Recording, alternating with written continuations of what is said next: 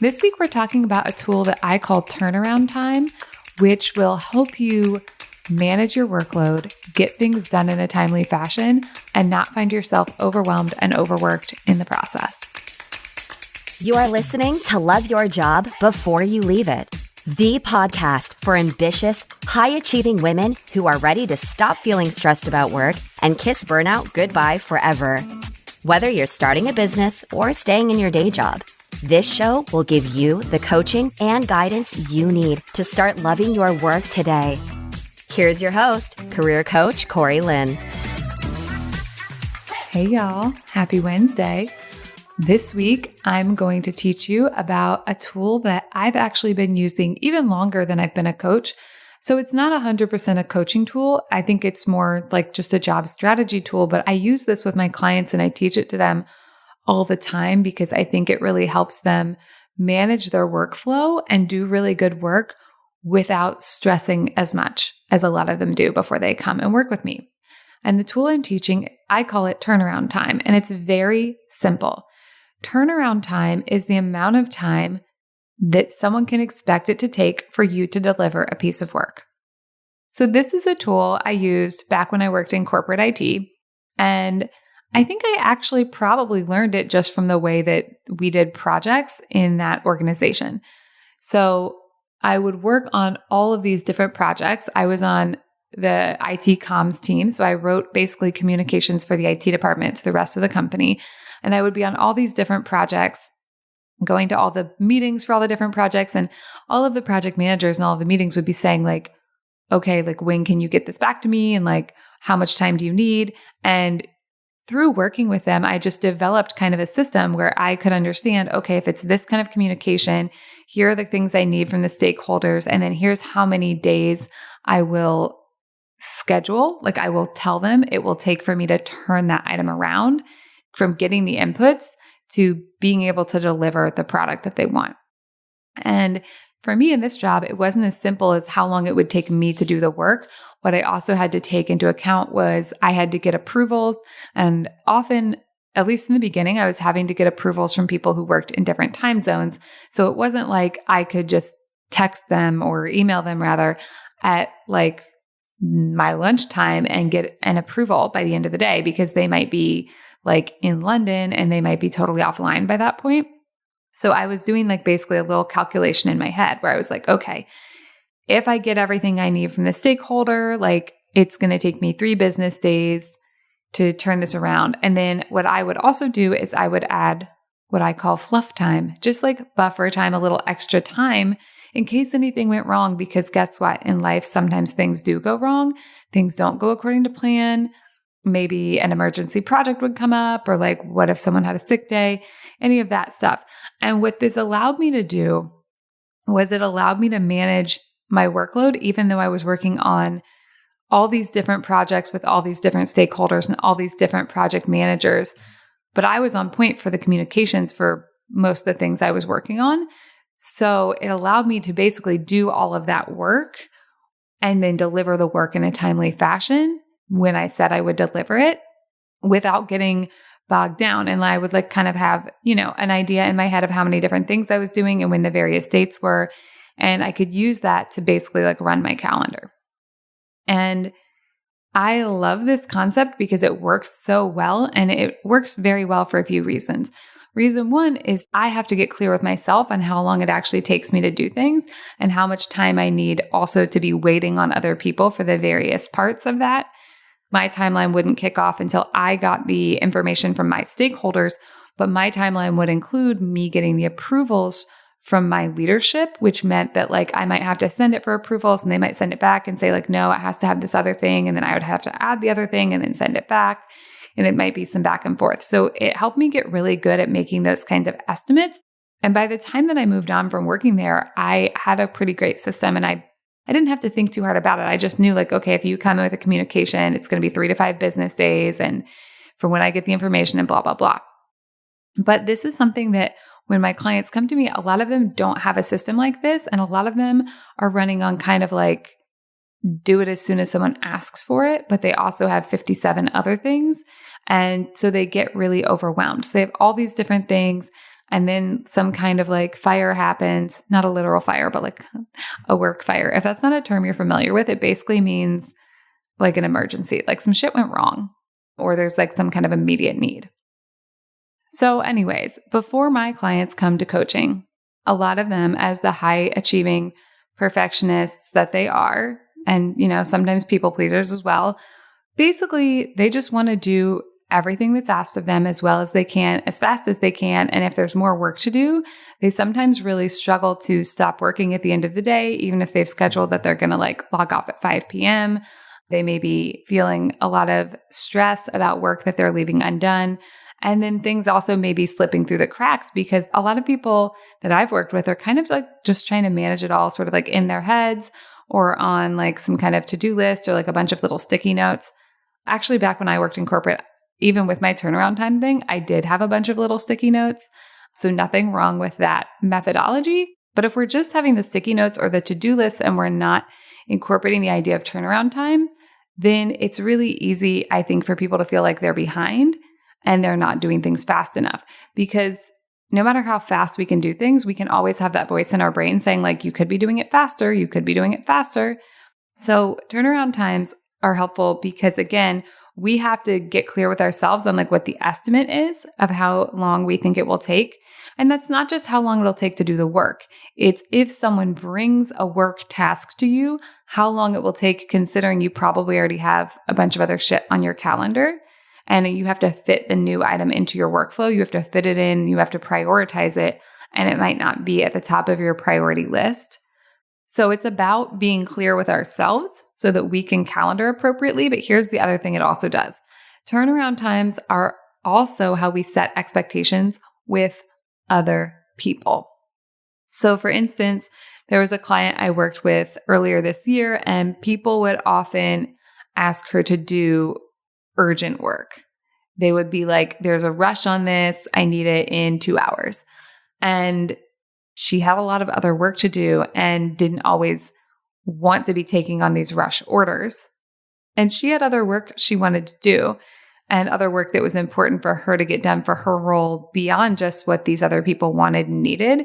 And there's nothing wrong with doing a rush job when someone asks. And like, as someone who is also a high achiever, I did a lot of stuff like in a rush when I worked in corporate just because someone asked and they like needed it. If I had time, I was totally willing to do that. But sometimes we don't have time, or sometimes it would derail another thing we're working on that's really important. And sometimes we also just want to teach other people basically that they need to give us more notice so they don't keep coming to us with like rush requests. So turnaround time is helpful for that as well, because basically we can just communicate to other people, hey, if you need XYZ kind of thing, this is how long you can expect it to take. And for the client in particular that I'm talking about, this is what we implemented. We came up with basically timeframes for like, if it's this kind of work, it's going to be this many hours or business days. If it's this kind of work, it's going to be this many hours or business days.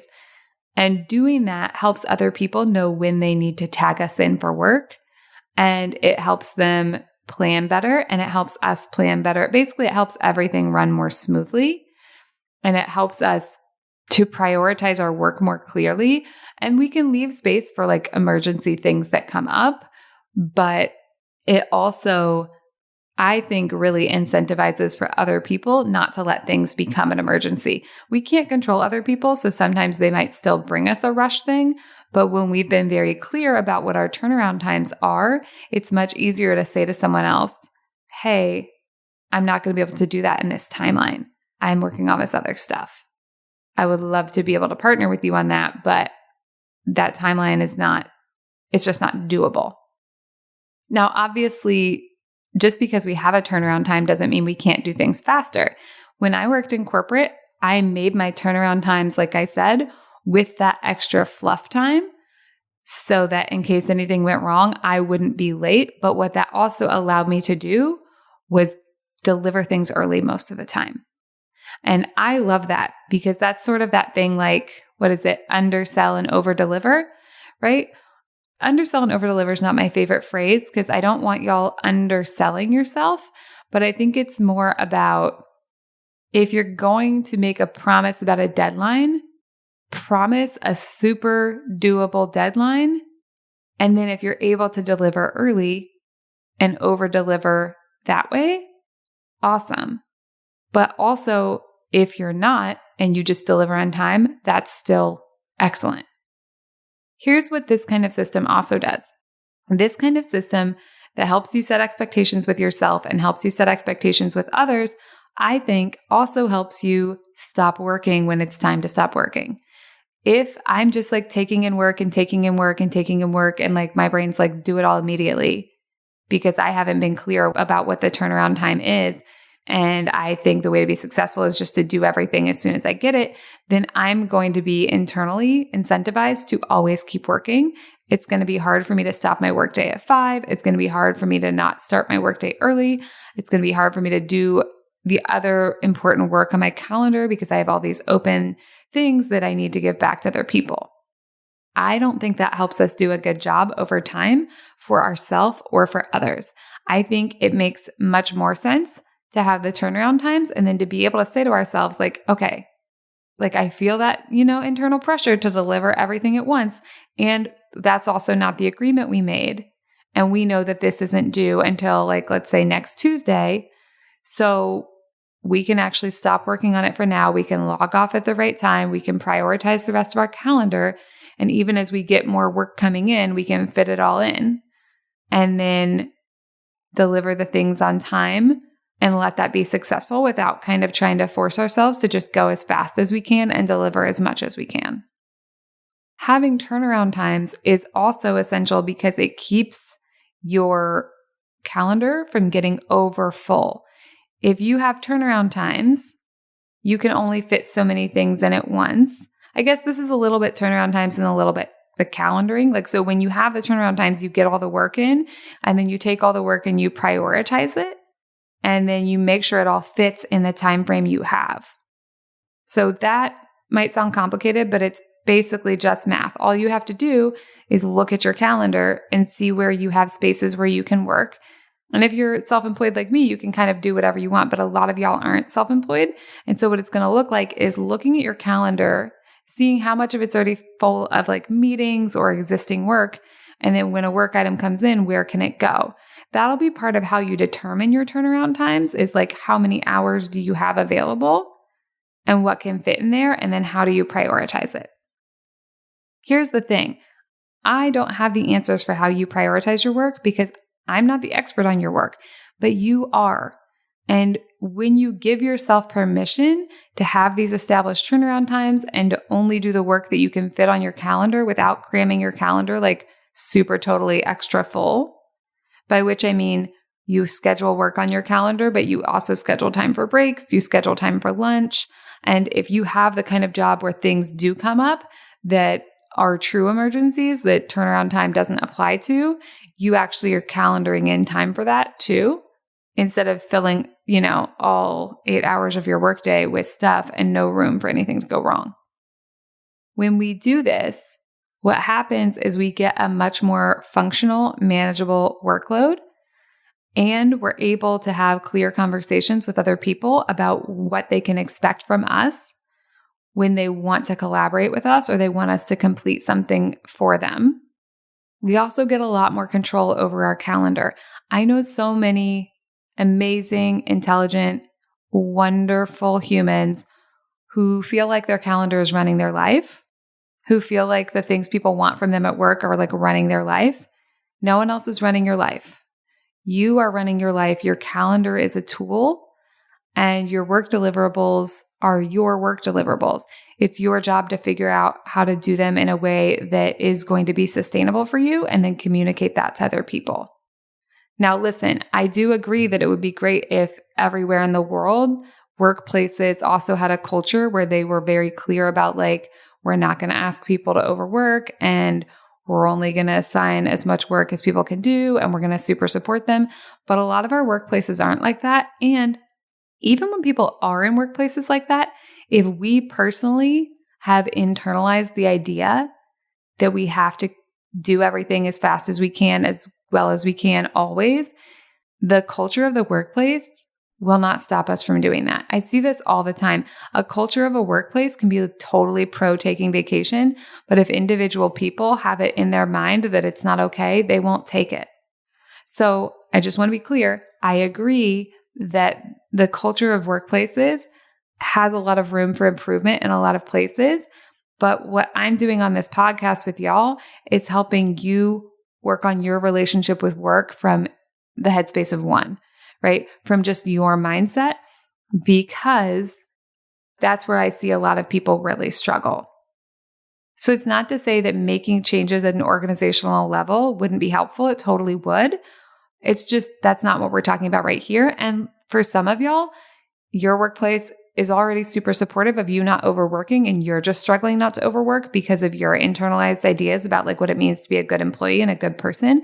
For others of you, you might be working in a workplace where they absolutely are encouraging you to overwork. Here's the thing.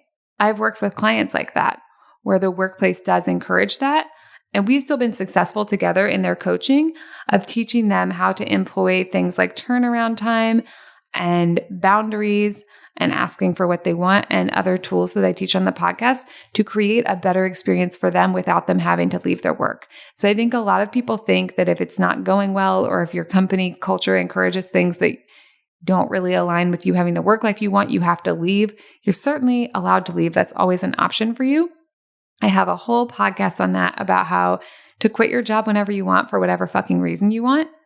But what I also want to offer is that after coaching with me, a lot of my clients find themselves much more happy and satisfied and less burnt out and stressed in the exact same work environment that they used to find completely untenable and overwhelming. So it really is worth it to do the work on your own mindset and to see the ways that basically you're creating a career you don't like and address those. Now, I want to be clear. I'm not saying you're creating a career you don't like in a blamey way. There's no need for blame here. It's just about understanding that the internalized socialization we have is really impactful to our experience of work. And when we unlearn that socialization, we can have a much better experience without other people necessarily having to change. Okay, so we've covered a lot like we do every week. So let's review. The basic idea that I want to teach here is that when people add work to your plate, you can have policies and ideas about how long they can generally expect it to take for you to do that much work. Not just how long it'll take for you to do the work, but how long they can expect to wait between the time they ask you to do the work and when they can expect to have the work back from you. I think turnaround times are super useful for a few reasons. Reason number one is it helps set expectations with other people about when they give us work, when they can expect to get that work back completed. Number two is I think it helps us get clearer with ourselves about how long things actually take us and then how much extra time we need so that we can prioritize it and fit it into our workflow. And then we can get really clear on what we need to be successful. And again, that will help us not only to set expectations with others, but it also helps us to set expectations with ourselves and be able to do the work without overworking, be able to end a workday even when we're not done with a project, and be able to take on work kind of consistently and sustainably without getting into like sort of a feast or famine and without overloading our calendar and schedule with too much work and not enough time to do it. One little thing I think we didn't talk about actually is sometimes you may get too many requests even with turnaround time. And I think when that happens, you're allowed to just communicate about that. Sometimes my clients are like, well, I set the turnaround times, but then I got 16 requests. Here's the thing. You can only do what you can do. It's okay to have limits. And I guess I have to say that really explicitly because I think a lot of us, even though we know logically it's okay to have limits, have internalized this idea that we need to do everything that's asked of us, even if we're not actually able to do it or we're not actually able to do it in our workday. And the metaphor I use for this is if I had a $20 bill and I was like, hey, give me some ones for this 20, I want 40 ones, you would look at me like I was crazy pants. You would be like, I will give you 20 ones. I will not give you 40 ones for a $20 bill because that's not an even exchange. And yet I see people trying to do this in their workday all the time where they're trying to do the equivalent of giving someone 41s for $20. So I think turnaround time and setting clear expectations and then communicating if even with our turnaround time, we've gotten too many requests for the same timeline is so helpful. And part of what will give you permission internally, because really it's just you need to give yourself permission. Part of what will help you give yourself that permission is realizing that work is an exchange. Just because you have a job and people ask you to do 7,000 things doesn't actually mean that you need to be doing those 7,000 things to be completing your one job. I see people sometimes who are basically doing the equivalent of 2 or 3 people's jobs. And like if they left the organization would have to hire multiple people to cover that. But part of the reason for that is because those people probably most of the time are not saying, no, I have 8 hours in this workday. I will do 8 hours of work. Here's my prioritization. Here's the things I'm not going to do. And letting that just be. A lot of people have a really hard time leaving work undone and still thinking they're a good employee. But again, if you wouldn't give someone 41s for a $20 bill, why are you trying to give them 80 hours for a 40-hour-a-week position? I think really sit down with yourself and ask yourself that question if that is something that applies to you. So that's a little aside from the turnaround times, but I think it's super relevant and super important in a world where so many of us are overworking, not even necessarily because it's expected of us, but because our brain has such a problem setting limits and saying no. And again, of course we have a problem with that because we've been socialized to say yes and not set limits. But now that we know that, it's our job to change it for ourselves because no one else is going to do it. Okay, so that's what I have for you today. I cannot wait to see how you use this turnaround time concept to create a workflow and a workload that's more manageable and fun for you to do, and to create a less stressful environment for yourself at work.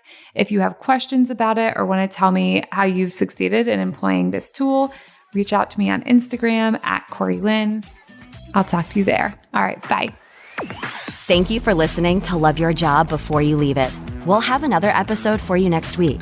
And in the meantime, if you're feeling super fired up, head on over to CoreyLynn.com for more guidance and resources.